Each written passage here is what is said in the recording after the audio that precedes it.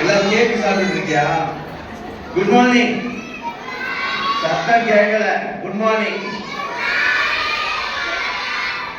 இப்பதான் கொஞ்சம் கேக்குது. Good morning. Very good. நீங்க எல்லாம் ரொம்ப அழகா டான்ஸ் ஆடுனீங்க. இன்னும் 2-3 கிளாஸ் ஆட வேண்டி இருக்குது. ரொம்ப நீங்க அழகா ஆடுனதை பார்த்தோன்னே எனக்கும் டான்ஸ் ஆடணும்னு ஆசையா இருக்குது. ஆடுங்க. உங்க மாதிரி அழகா ஆட முடியாது, பரவாயில்ல, ஆடவா?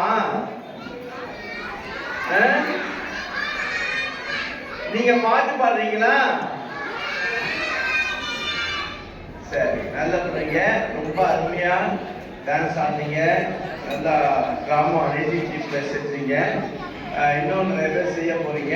உங்களுக்கு என்னுடைய வாழ்த்துக்கள். Very good.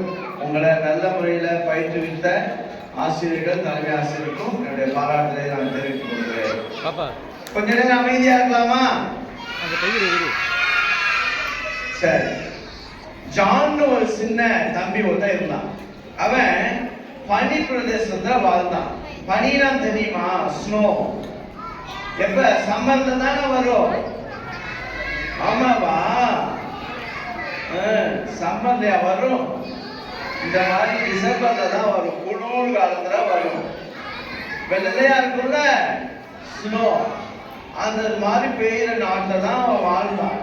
அவனுக்கு என்ன வேலை தெரியுமா? ஆடு மேய்க்கிறது. ஆடு மேய்க்கிறதுனா என்ன? ஆடு என்ன பண்ணிட்டு போனோம்? கூட்டிட்டு போய் எங்க புல்லு இருக்குதோ, எங்க தண்ணி இருக்குதோ அங்கெல்லாம் கொண்டு போய் அந்த ஆட்டை மேய்ச்சிட்டு சாயந்தரம் கூட்டிட்டு வரணும். அது அவன் சொந்த ஆடு கிடையாது. பக்கத்து வீட்டுல எந்த வீட்டுல இருக்கிறவங்க எல்லாரும் என்ன செய்வாங்க? இவன்கிட்ட ஆட்டை கொடுத்துருவாங்க.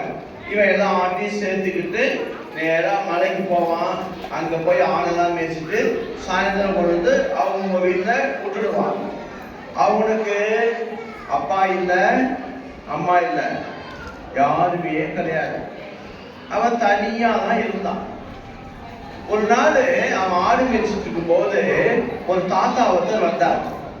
தாத்தா அவனை கேட்டார், டேய் தம்பி, என்ன செய்யறான்? வெரி குட், ஆடு மேய்க்கிறேன் அப்படின்னு சொன்னான். ஆடு மேய்க்கிறியா? சரி, உங்க அப்பா அம்மா என்ன செய்யறாங்க? எனக்கு அப்பா அம்மாவே இல்லை. ரொம்ப வருத்தமா சொன்னான். அப்பா அம்மா இல்லை தானே அவனுக்கு? ஆமா, அப்பா அம்மாவே இல்லை. எனக்கு ட்ரெஸ் வாங்கி தரேன், எது வாங்கி தரேன், எதுவுமே இல்லை. இந்த ஆடு மேய்ச்சி தான் நான் சாப்பிட்டுட்டு இருக்கிறேன் அப்படின்னு சொன்னான். உடனே அந்த பெரியவர் சொன்னாரு, உனக்கு யாரும் இல்லைன்னு நீ நினைக்காத, உனக்கு நான் ஒண்ணு சொல்லி தரேன் அப்படின்னு சொன்னார். கர்த்தர், சொல்லுங்க பாப்போம், கர்த்தர் என் மேய்ப்பராய் இருக்கிறார் அப்படின்னு சொல்லி இப்படி கையை பிடிச்சுக்கோ அப்படின்னு சொன்னார். கர்த்தர் என் மேய்ப்பராய் இருக்கிறார். இப்படி கை பிடிச்சுக்கோ. சரியா? இப்ப சொல்லுங்க பாப்பா. Very good. மேய்ப்பராய் இருக்கிறார் அப்படின்னு சொல்லி இப்படி கையை பிடிச்சுக்கோ. இது மாதிரி நீ செஞ்சீன்னா உனக்கு யாரும் இல்லைன்னு நீ கவலைப்பட வேண்டாம். உனக்கு யாரு இருக்கிறா? கர்த்தர் இருக்கிறாரு, கடவுள் இருக்கிறாரு. அவரு உன்னை எல்லாத்திலும் காப்பாற்றுவாரு, உனக்கு உதவி செய்வாரு. அதனால கர்த்தர் இருக்கும்போது நீ கவலைப்படக்கூடாதுன்னு சொன்னாரு. அதனால என்ன செய்வான் எப்போதும் அவன்?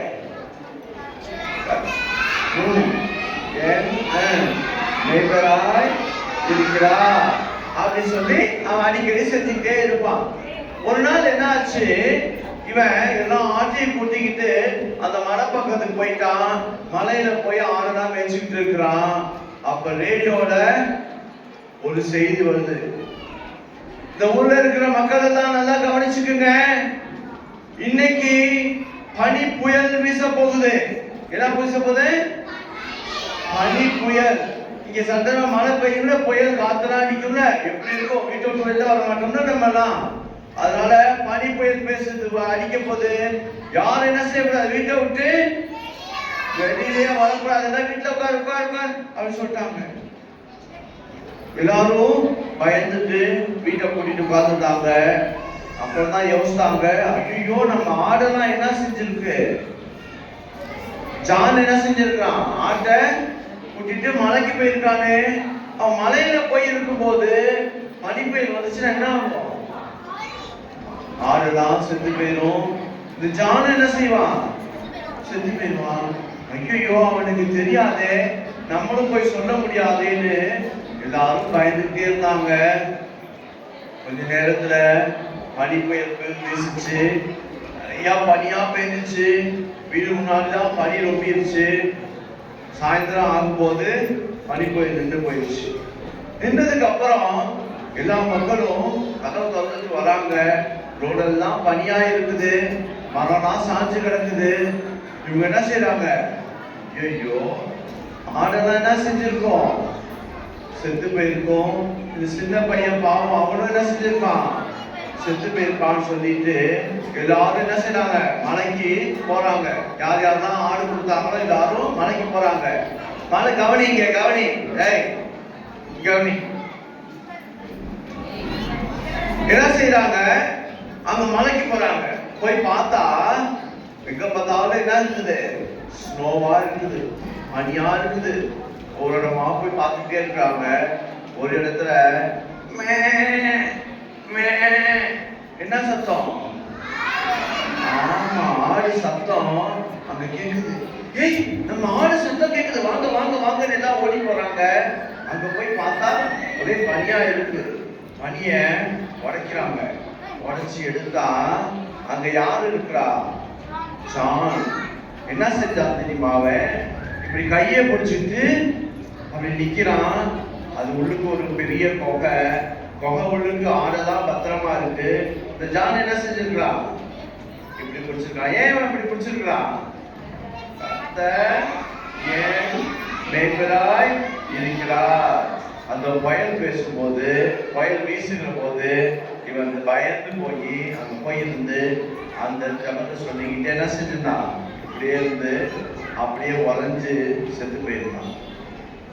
எல்லா ஊர் மக்களுக்கும் ரொம்ப வருத்தமா போச்சு. ஐயோ அப்படின்னு சொல்லி அவனை தூக்குனாங்க. அவனை எடுத்ததுக்கு அப்புறம் பார்த்தா உள்ள எல்லாம் ஆடு என்ன செய்யுது, புகை உள்ளுக்கு பத்திரமா இருக்குது. இவன் என்ன செஞ்சுட்டான், ஆடெல்லாம் அந்த புகை உள்ளுக்கு அனுப்பிட்டு இவன் வாசல்ல நின்றுட்டு வாசலை மறைச்சு அந்த ஆடு எல்லாத்தையும் காப்பாத்திட்டான். இதுதான் கிறிஸ்துமஸ். இயேசு கிறிஸ்து நமக்காக, நம்ம நல்லா இருக்கிறதுக்காக, நம்ம விடுதலை செய்யறதுக்காக தன்னுடைய உயிரை கொடுத்து சிலுவையில மதித்து நம்ம அவர் மீட்டுக் கொண்டார். எப்படி ஜான் எல்லா ஆட்டையும் வாழ்வு கொடுத்தானோ அதே மாதிரி இயேசு கிறிஸ்து நமக்காக தான் வந்தார். சிலுவையில மதித்து நம்ம காப்பாற்றினார். 3ஆம் நாள் உயிர்த்திருந்து நம்மோடு கூட இருக்கிறார். அதுதான் இந்த கிறிஸ்துமஸ். அதுக்குதான் இயேசு கிறிஸ்து என்ன செய்யறாரு, இந்த உலகத்துக்கு வராரு. அப்ப அந்த ஆடெல்லாம் சந்தோஷமா இருந்திருக்குமா, அப்பா நம்மளாம் தப்பிச்சிட்டோம், நமக்கு பனிப்புயலிருந்து நம்மளை காப்பாத்திட்டாங்க, சந்தோஷமா இருக்கும்ல. அந்த சந்தோஷத்தை தான் நம்ம இன்னைக்கு கொண்டாடுறோம். அதனால இயேசு கிறிஸ்து பிறந்தது நம்ம வாழ்வடைகிறதுக்காக, நம்ம நல்லா சந்தோஷமா இருக்கணுன்றதுக்காக தான் இயேசு கிறிஸ்து இந்த உலகத்துல வந்தார். அதுதான் நம்ம என்ன செய்யறோம், கிறிஸ்துமஸ் அப்படி சொல்றோம். அந்த கிறிஸ்துமஸ் கிறிஸ்தவர்களுக்கு மட்டும் இல்ல, எல்லா மக்களுக்கும் உரியது.